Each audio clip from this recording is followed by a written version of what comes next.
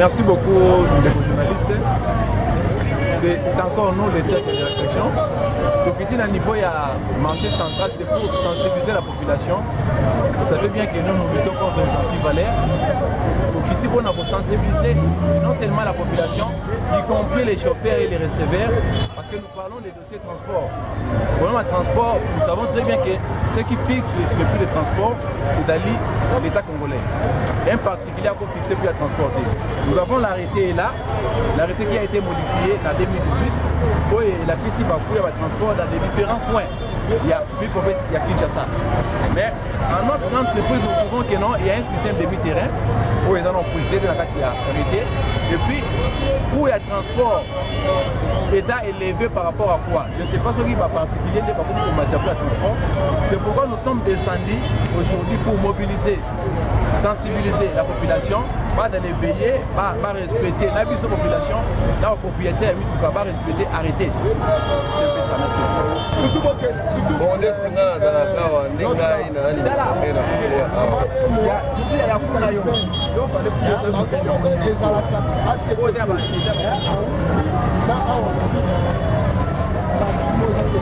Attends, il y a un chauffeur Attends, il y a un transport, il y a 500 francs. Il y a d'autres transports, 1000 francs dans mon coup de dîner. Donc la population va se débêler, so va y na camion na parking, on va te débêler, à te plus en dégainer na y. Donc la va te babéler la gaya zo lukaka monga babéler la nepeka 1000 fois pas ça bout. So ka boyi, camion koleka. Ya moni et donc ko sadi o za malamu. Oyo. Donc ba bopesi ngai ngana za contrôler principal. Président ngai. Kande na ko bandokola sabango pe na l'autre tali sabango ke ikande bibi. Il y a transport déjà. Il y a 5 Pascal 600, il y a 5 Pascal 500. Donc, ce qui est autant, je peux expliquer. Donc, il y a ceux qui sont taillés et taillés. Donc,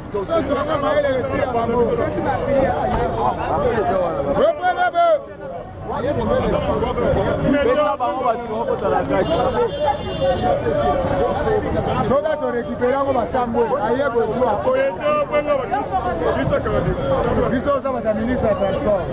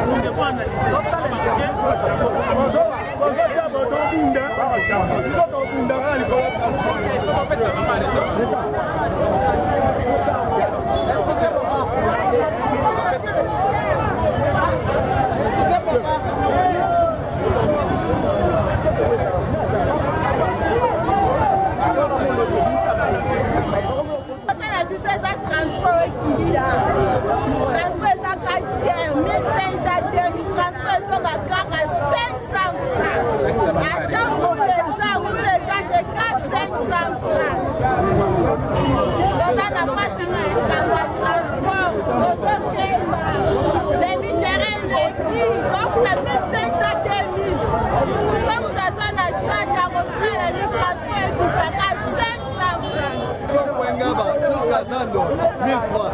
Les réconciliations à la moitié 500 francs. Mais au juste de deux comprendre ma prité, mais on va payer si vous avez bonne idée. Vous allez arrêter. Arrêtez si vous voulez on a monsieur. Vous pouvez aider ça, on peut s'absorber. Tout le monde a bien. Moi je vais éviter les qui. Pendant la sabango, arrêtez wana. Bata c'est quoi la bango bazar? Na ba bandal.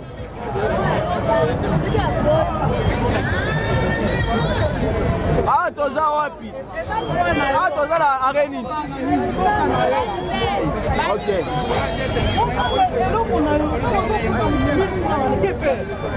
Botala la transport d'individualité. Biso nyonso totambola na nzela l'État. Bango bakoza na différence te bango transport 700, biso 500. Biso nyonso tchaka carburant na prix moko. Toza la prix moko biso nyonso 500 francs de l'État tikela. Un point train.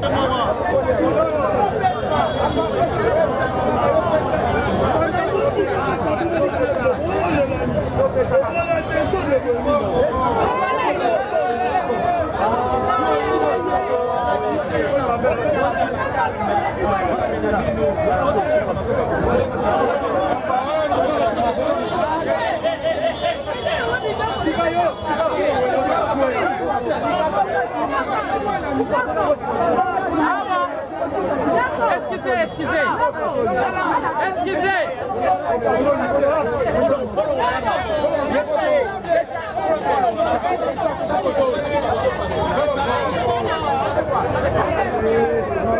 Congolais baza na nzala ya ko respecter prix ya transport kala ndenge bazowelela batraque oyo ya arrêté provincial ya prix fixation ya prix ya transport na ville de Kinshasa. Vraiment toza na marché central oyo tobengaka zando nde bakowelela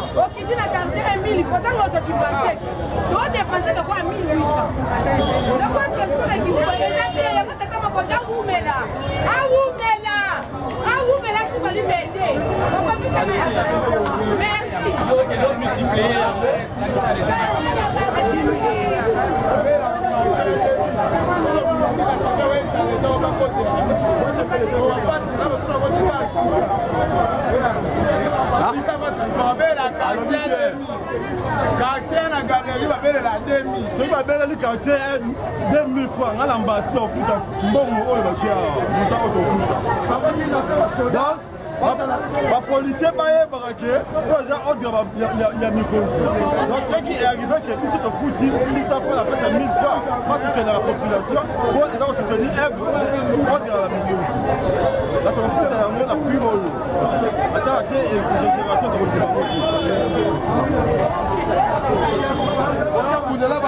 na bareserve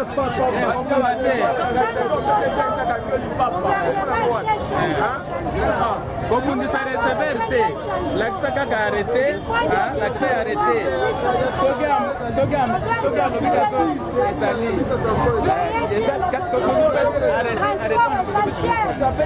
arrete yango wana arrete ministériel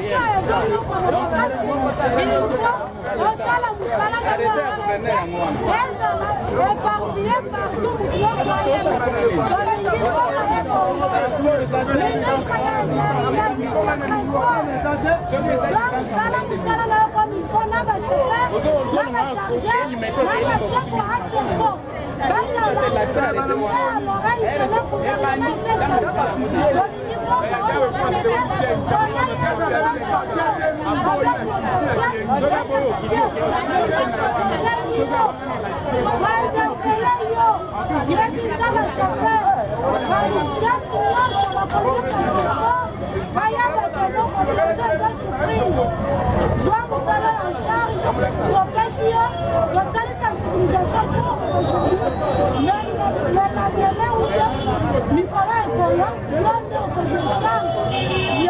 sensibiliser les chauffeurs, notre chef de transport sur toute la ville de Kinshasa.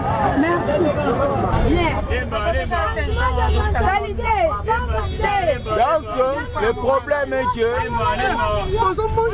maman, je crois semaine au Pécagatina.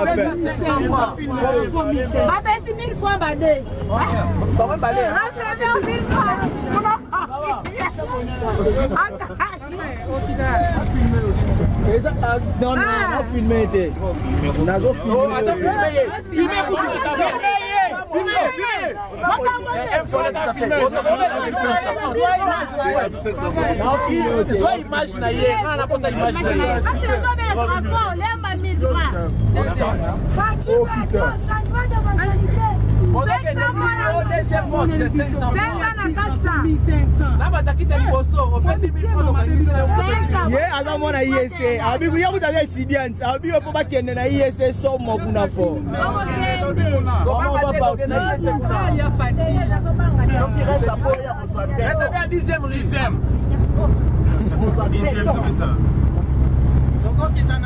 Bandeko, on est au cercle de réflexion des parlementaires de Bourg, qui a été fait pour l'outil de centre.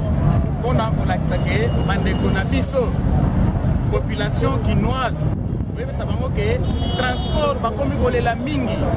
Côté transport, comme 1000 terrain, comme 1000 francs, comme 2000 francs. Mais les lots qui quittent ce terrain, on a arrêté ministériel, il y a gouverneur. Donc on a arrêté Oyo, et on a déjà itinéraire, pas de prix, c'est un transport. Transport, ils ont 500 francs, ils ont 400 francs, ils ont 600 francs, ils ont 1000 francs, 2000 francs, ils ont arrêté le bibongote. Et là, on a quitté ce terrain, on a Sando, on a relaxé, on a biso bazole la mingi. Nasando va comme vous savez biso ba 2000, 2500 francs, arrêté ça bongote. Donc l'axi bango arrêté au bozo mon gouverneur et à ville à Kinshasa. On a que transport les 1000 francs, les 1500 francs, mais transport les 500 francs, les 600 francs selon itinéraire et direction à direction, Nyon sur la ville à Kinshasa. Donc là, ici, on a besoin Nyon sur la ville à Kinshasa. Pour foutre transport, il y a cher, il y a 1000 francs, il y a quota. Il y a un receveur qui était transport les 1000 francs. Arrêtez le lobby qui est transport les 500 francs, les 600 francs. Si ça j'ai aucun chauffeur, Kangisa Bango, Gobangate, alors nous on nous a pris par Etienne Tshisekedi que prenez-vous en charge. Donc il y a peuple quinois, nous en particulier Bisoba quinois, transport les 1000 francs, les 2000 francs, fouta selon arrêté ministériel. Tout le monde a aucun chauffeur, aucun soyoté. Par contre, on a aucun chauffeur, na receveur. Pour pas en coûte ba okima, ba okima tango yo sont des chauffeurs. Transport arrêté le bibongo transport les aboyés. Comment on a ba okima, ba 5000 francs, ba 2000 francs pour fouta selon arrêté et lobby.